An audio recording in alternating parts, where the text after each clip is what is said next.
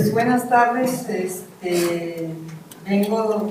yo trabajo en el CIMBESTAB en Mérida, Yucatán, al sureste de la República Mexicana, y pues conozco, gracias Paco por invitarme, o sea, desde que Paco estaba en Yucatán, empezamos a trabajar analizando suelos. Él hacía todo un estudio de los diferentes estratos de todo el estado de Yucatán, y pues no sé, desde hace 15 años yo creo que tenemos, conocemos trabajar algo así, 5 o 10 años por lo menos. Allá en el CIMBESTAB pues tenemos una fluorescencia de rayos X y microscopios electrónicos de barrido, y ahora que ha estado trabajando en los elementos potencialmente tóxicos o metales pesados, pues hemos estado colaborando.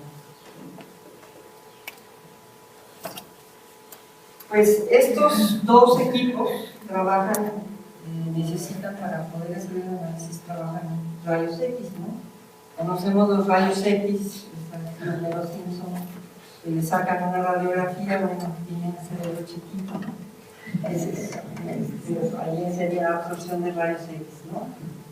Pero ¿cómo se generan los rayos X? O sea, estos equipos, pues lo que hacemos es mandamos electrones acelerados contra un blanco metálico, y lo que tiene que hacer pues es energía suficiente para extraer electrones cercanos al núcleo, y esos son expulsados, y después esas transiciones en los diferentes niveles energéticos, pues vamos a tener líneas de transiciones de energía que liberan fotones. Por ejemplo, la K alfa 1 es de la capa L a la K, la K alfa 2 de la capa L pues tiene 3 niveles de la L2, puede ser de la más externas, de la capa N a la K, o de la capa N a la L, o sea, podemos tener diferentes transiciones.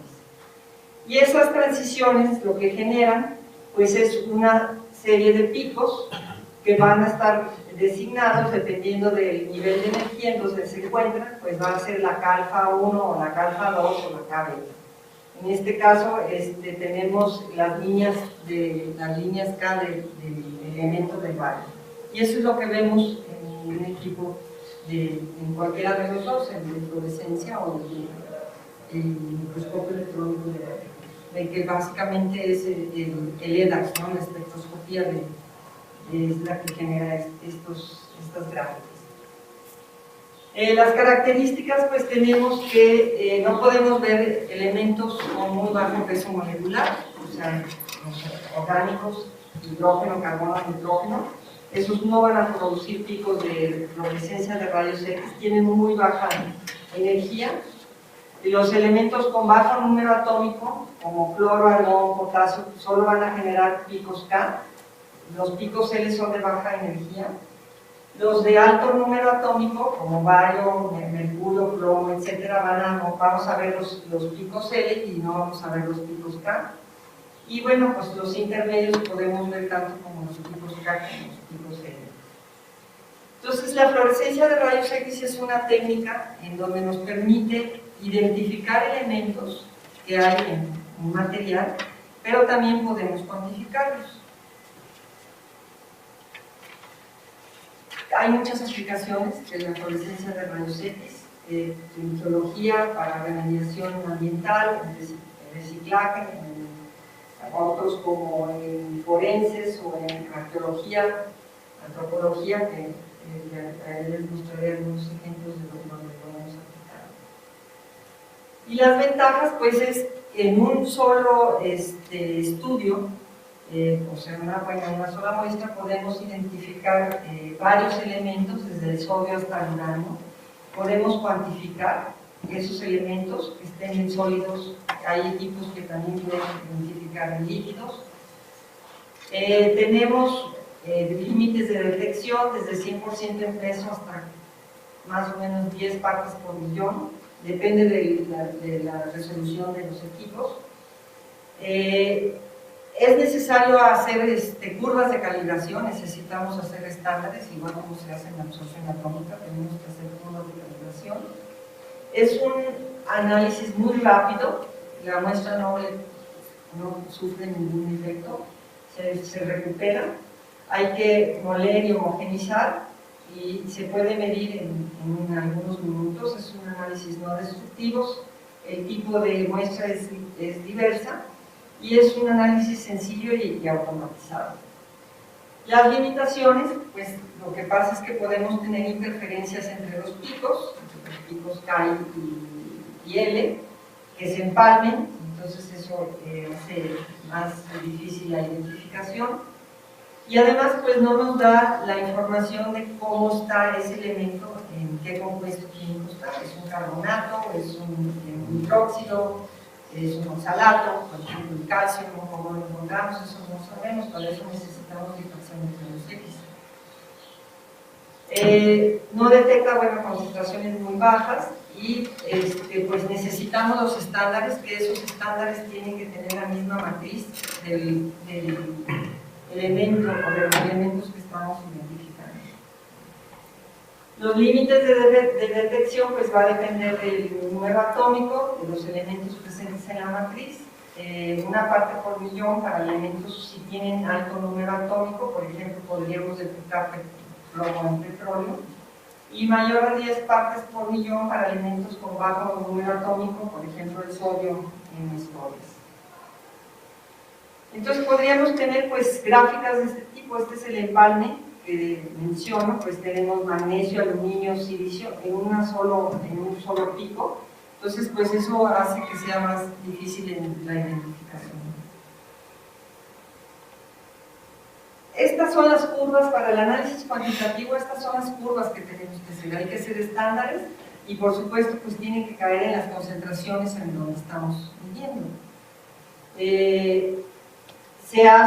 Las curvas de calibración se hacen para cada elemento que se va a medir, entonces se tienen que tener pues, por lo menos 5 o 7 estándares en donde tenemos un intervalo de concentraciones por cada elemento, para silicio, para aluminio, para plomo, para mercurio, etc. O sea que necesitamos medir esos estándares.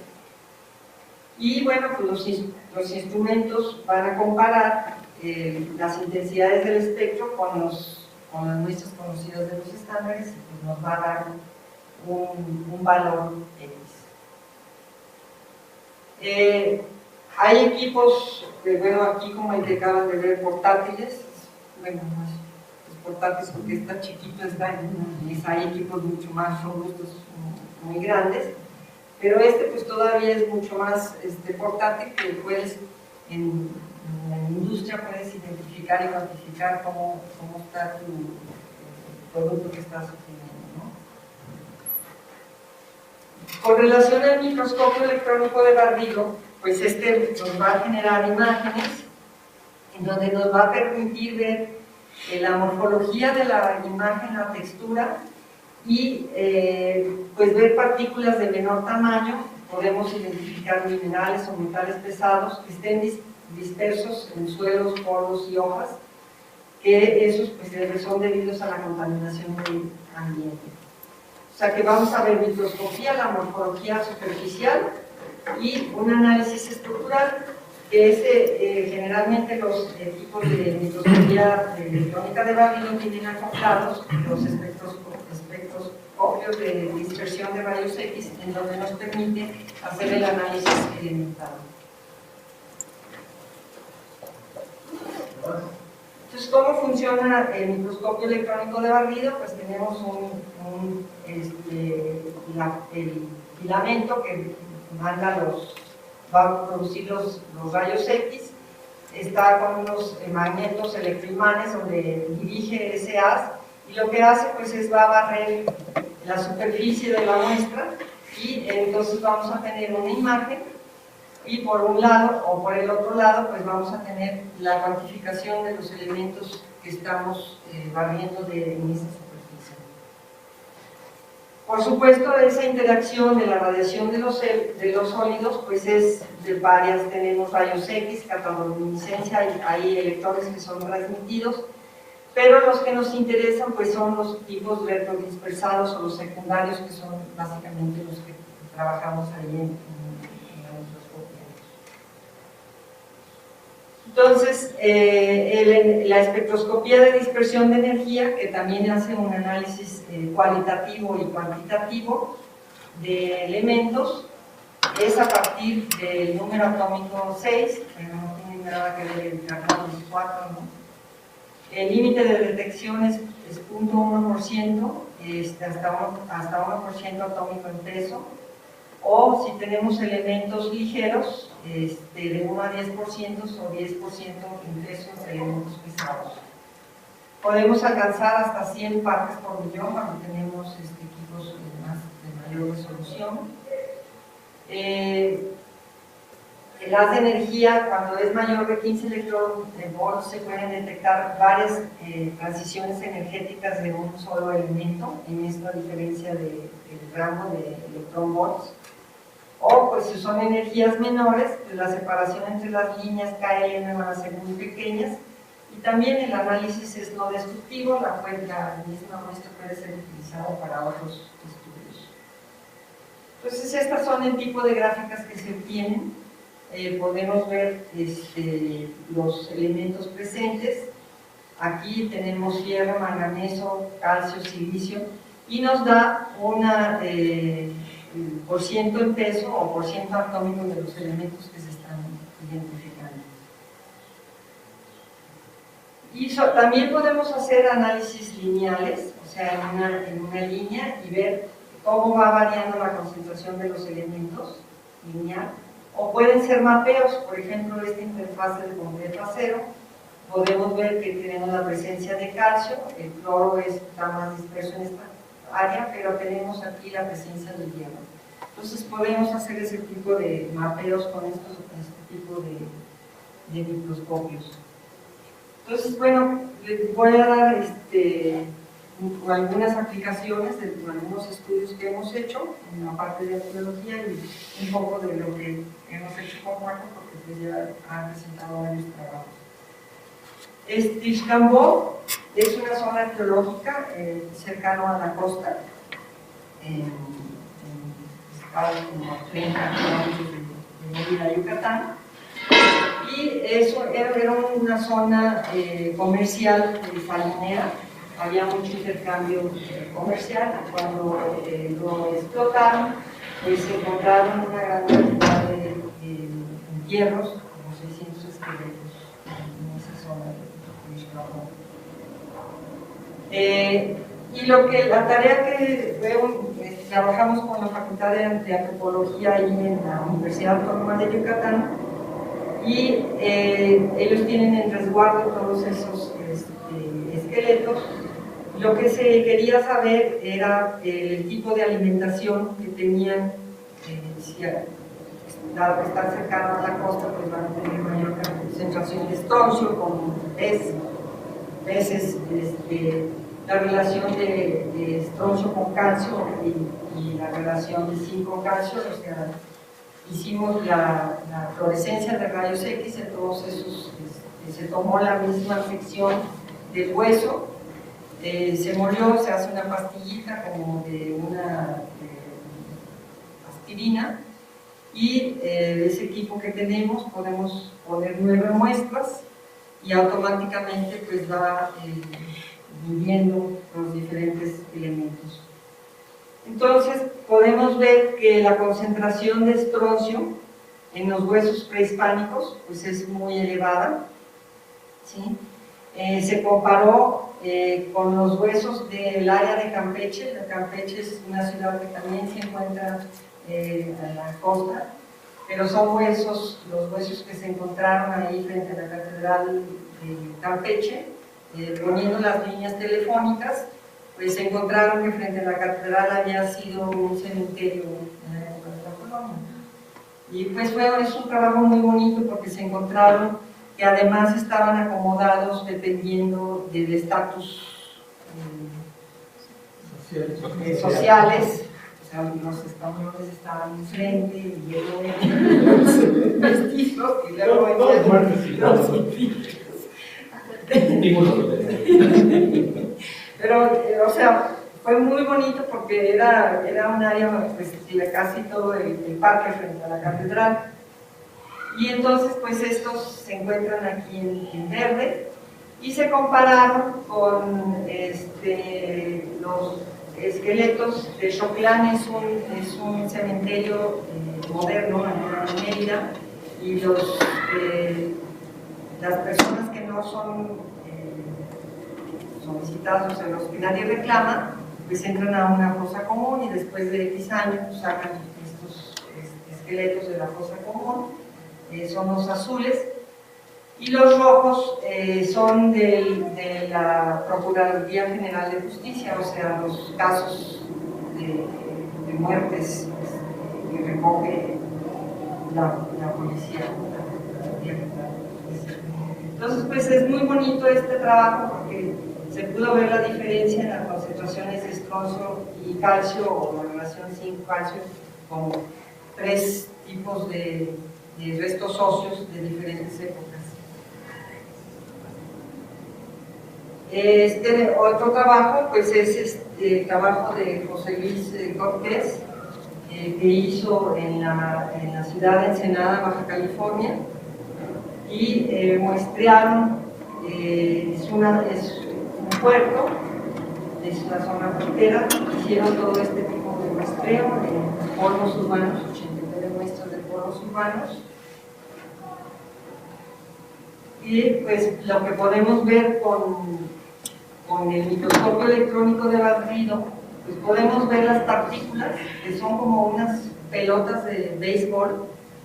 Estas pelotas, pues lo que va sucediendo es que el viento y el flujo, las corrientes, pues los va moviendo, que se van formando estas partículas esféricas. Tenemos aquí, no alcanzo a ver las micras, son 10 y 30 micras. O sea, estas son 10 micras. O sea que son partículas pequeñas, y pues, bueno, estas tienen hierro, cromo, no sé qué dice ahí, titanio, vanadio, y todos estos de acá, de silicio, aluminio, magnesio, es realmente el polvo de la tierra que se adhiere a las partículas. Y bueno, pues ya estos mapas son recientes, en donde ya hacen la distribución de los diferentes elementos de interés potencialmente tóxicos en suelos urbanos. Esto todo lo hacen aquí en esta unidad. Podemos comparar con un polvo obtenido en una zona agrícola en Toluca, en donde realmente pues no vemos elementos contaminantes, ¿sí? O sea, una gran cantidad son silicoaluminatos, son feldespatos, un poco de azufre, calcio, potasio y hierro, pero pues es parte de la formación del mismo suelo. Este es el polvo urbano que fue obtenido en diferentes vialidades en el Toluca, en el Estado de México, en donde aplicando electrones secundarios y retrodispersados, pues nos permite ver la diferenciación entre las partículas y la diferente composición. Entonces vemos que estas partículas brillantes pues van a tener una composición diferente, y generalmente cuando son así es que tenemos los metales más pesados. Podemos ver la morfología, podemos medir tamaños. Estas son unas morfologías, en este caso es silicio, titanio y hierro. Esta esfera tenemos cobre. Esta de acá tiene hierro y cromo. Y por supuesto, como son partículas en zonas industriales, pues eso viene de los autos, que se les van cayendo los pedazos del cromado de los autos y choques, etcétera, ¿no? Ese es lo que estamos viendo. Estas son partículas menores a 10 partes por millón, que pues son fácilmente inhalables por los habitantes, el hierro, níquel, cromo, titanio, vanadio. Estos son análisis puntuales, o sea, no nada más, podemos nada más a la partícula que queremos analizar, esa es la que nos da la composición. Y bueno, pues como comentan ahora, pues también se pueden analizar las hojas de los árboles, donde tenemos dos amplificaciones a 25 y a 100X, y podemos determinar la composición, ya sea en porciento impreso o porciento atómico, de esas partículas. Vemos que prácticamente son partículas que contienen hierro. Y pues vean cómo están todas totalmente adheridas a la hoja, todas las partículas blancas. Y bueno, también podemos hacer el análisis puntual, o sea, son hierro y cromo. Este tiene hierro, titanio, esta de aquí.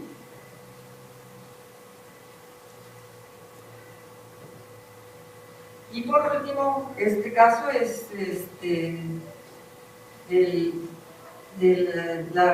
la unión entre Michoacán y Yucatán. Le mandé a la estudiante que viniera a aprender a analizar suelos, conoció a José Luis y inspiración a mí. Pero este trabajo también lo hicimos con Vera Tiesler, en donde queríamos ver, o sea, ella tiene interés en los procesos tafonómicos y biogenéticos de la influencia del suelo en los huesos. Entonces, ellos cuando extraen algún restos óseos de un sitio, siempre guardan la tierra que está alrededor del esqueleto. Entonces, pues nos dimos la tarea de, bueno, estos son los estratos que ha hecho Francisco Bautista, y toda la clasificación de la península de Yucatán, del estudio que ha hecho de los diferentes estratos de suelo. Y los sitios que se estudiaron fueron 18 sitios, son estos de aquí, los puntitos grises, en diferentes zonas. Fueron 61 muestras con sus respectivos suelos. Para poder hacer este estudio se hizo todo el análisis químico de los suelos, se hizo fluorescencia de rayos X, se hizo EDAX, se hizo difracción de rayos X. O sea, hicimos un estudio muy complementario, pero para poder hacer la relación de todos estos datos era necesario clasificar a los huesos su grado de conservación macroscópica y microscópica. Entonces se le clasificó como un hueso bueno, como el número 1, uno regular el número 2, uno malo 3 y uno muy malo 4. Y estas son las imágenes de cómo se veían, o sea, ya el hueso pues, que está más deteriorado, pues ya ha perdido parte de la corteza del hueso. Se hace difracción de rayos X de los suelos, en este caso son los suelos de los entierros. Por supuesto estamos en una zona totalmente cárstica, o sea, ahí hay carbonato de calcio, todo tiene carbonato de calcio, entonces pues cuando sacamos rayos X nada más vemos carbonato de calcita. Entonces hay que eliminar la calcita para poder ver otros elementos como la caolinita o la hematita o algunas arcillas como la monodinamita. Y pues estos son los cambios de color cuando hacemos esas disoluciones de carbonato de calcio del suelo, como cambia. Se hace todo el análisis estadístico de los colores de los suelos, de café oscuro, gris oscuro, claros rojos y rojos oscuros, y en podemos ver la distribución del grado de conservación contra el color de los huesos. Entonces, los azules son huesos que son regulares, los rosados o morados, no sé, son malos, y estos son los estos son los malos, no, las cruces son los malos, y los los rosados son los muy malos. Entonces vemos que sí hay una relación entre el tipo de color y el grado por supuesto que tiene que ver con la composición del suelo, donde fueron extraídos, ¿no? Y bueno, pues ellos hacen, vemos que hay una relación entre el color del suelo. Esta es una microscopía óptica de una imagen de microscopía óptica del hueso. Este es por microscopía electrónica de barrido, y además hacen los estudios histomorfológicos del hueso para ver cuántos ostiones quedan, no sé qué tan deteriorado está el hueso, y se clasifica pues con el grado de conservación que se hizo y el grado de diagénesis, si está totalmente diagenizado o no está totalmente diagenizado. Y entonces lo que se encontró, volvemos al mismo mapa, que los huesos regulares están cercanos a la costa, los huesos malos están pues en una forma intermedia, son los verdes en la costa, y los muy malos están tierra adentro, ¿sí? Entonces pues fue un trabajo muy bonito que hizo Amalia durante todo ese tiempo con el soporte de José Luis Cortés. Entonces, pues eso es lo que podemos hacer con la fluorescencia de rayos X, microscopía electrónica de barrido, EDAX, difracción de rayos X. La difracción de rayos X es una técnica muy robusta, porque te dice qué compuestos son. Hemos intentado analizar los suelos que nos han llevado, Toluca, creo eran de Toluca, pero no, eran una cantidad de picos impresionante. O sea, ahí sí tenemos que hacer todo una separación para ir desmenuzando poco a poco y ver. Sí, es una tarea, es para una tesis, alguien que nada más se dedique a separar y todo, poder analizar pues el compuesto. Al final de cuentas lo que queremos ver es el compuesto químico de que se trata, ¿no? Pero sí es mucha talacha. Bueno, pues, ¿Tienes preguntas para la doctora, por favor?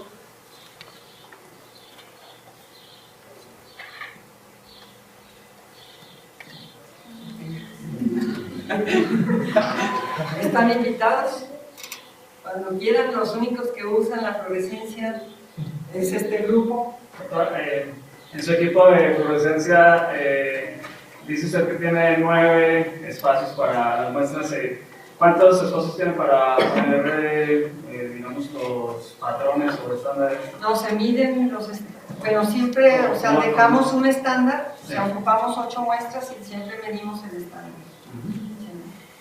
Lo que pasa es que hay que hacer la corrida dependiendo de la matriz. Por ejemplo, podemos medir silicio, aluminio y calcio, entonces se hace la medición. Después hay que hacer el otro estándar que mide magnesio, no recuerdo, o sea, vienen por grupos de elementos. Y entonces, pues, tarda como 1 hora o 2 horas en medir ese grupo de elementos, se cambia el estándar, se vuelven a poner las mismas muestras y se mide otro grupo de elementos, son otras 2 horas y así. Y además, a las mediciones las hacemos 3 veces, y hacemos repeticiones. Y para el caso de los polvos humanos, ¿qué estándares? ¿De los polvos? Sí. Porque eso a los antropólogos les da idea de que en el caso de los huesos de Xcambó era porque quieren ver el tipo de alimentación. Entonces, pues la gente que vive en la costa, su alimentación es a base de especies marinas, estos tienen más estroncio que la gente que vive tierra adentro. En Yucatán, o sea, tenemos gente que nunca ha ido a la costa. O sea, es cerca, pero hay poblaciones que no conocen el mar. Entonces, pues, y esto pues son para poblaciones antiguas, pues conocer ese tipo de alimentación. El último caso, pues es el proceso de diagénesis, o sea, qué tanto se ha incorporado el suelo, qué tanto ha deteriorado el suelo en el hueso, ¿no? Son datos que a los antropólogos les interesa.